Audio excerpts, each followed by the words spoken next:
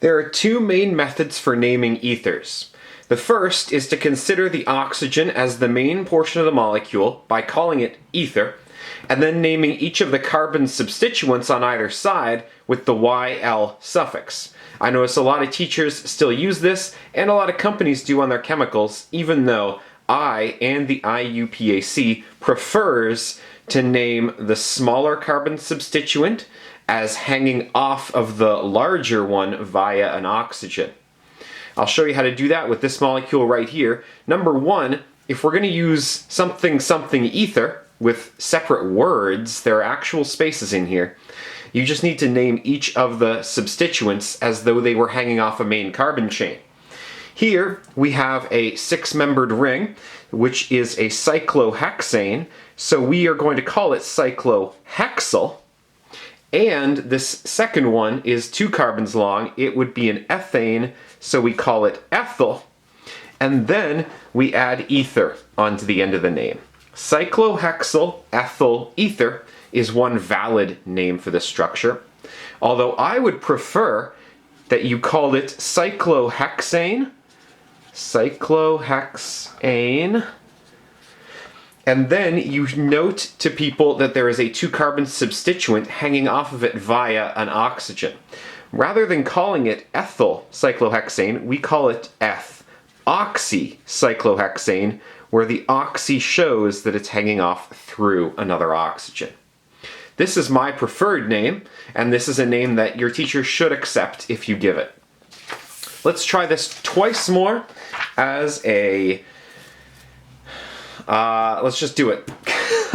Here we have a 4-carbon chain, and the oxygen is hanging off carbon number 2 in that, so I would call that 2-butyl.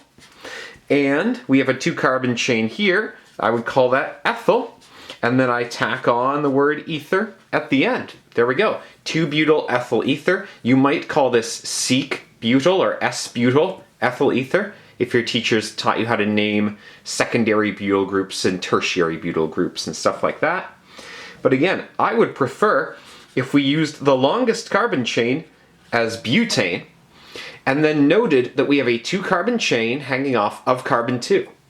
That would make it a 2-ethyl group, but again, because there's an oxygen linking the ethyl group to the chain, we're going to call it eth-oxy. It's kind of like you're treating this whole chunk as its own substituent, which you are, and saying it's an eth-oxy group, that's OCH2CH3, and it's hanging off carbon 2 of the main chain. Yeah? Cool.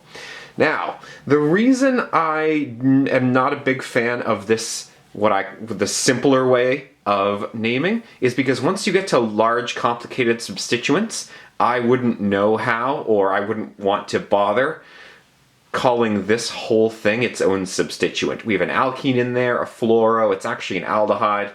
When I would rather that you take this long carbon chain with the key to the aldehyde group and name it on its own, then just also call this a phenoxy group. So let's do that together. How many carbons long is this? 1, 2, 3, 4, 5, 6, 7.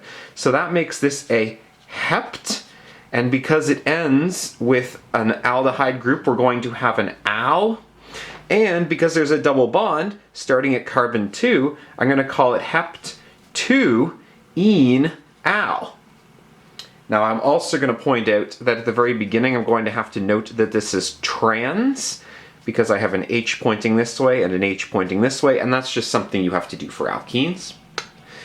My substituents here include a fluoro group on carbon 4, that's 4-fluoro, and a phen-oxy, because this is usually phenol, and the YL becomes oxy when it becomes an ether.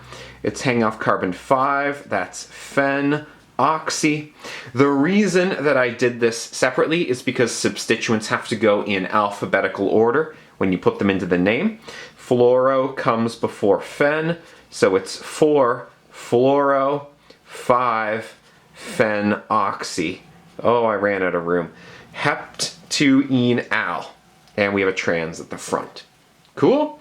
I have no idea what this substituent will be called if you were going to name it this way. I guess it might be 5-heptene-allyl with a fluor. I don't know.